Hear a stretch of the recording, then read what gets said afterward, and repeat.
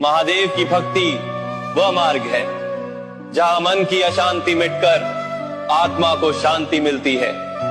भोलेनाथ के चरणों में बैठकर भक्त अपने सारे दुख, भय और मोह छोड़ देता है, क्योंकि शिव वह शक्ति है जो हर बंधन को तोड़ते हैं और हर संकट को अवसर में बदल देते हैं। उनकी जटाओं से बहती गंगा हमें पवित्रता का संदेश देती है। उनका तीसरा नेत्र हमें सत्य का बोध कराता है और उनका नीला कंठ हमें यह सिखाता है कि जीवन के विष को सहकर भी दूसरों को अमृत बांटना ही सच्ची करुणा है। महादेव की भक्ति में डूबा हृदय कभी अकेला नहीं होता, क्योंकि शिव स्वयं उसके रक्षक, मार्गदर्शक और सच्चे मित्र बन जाते हैं।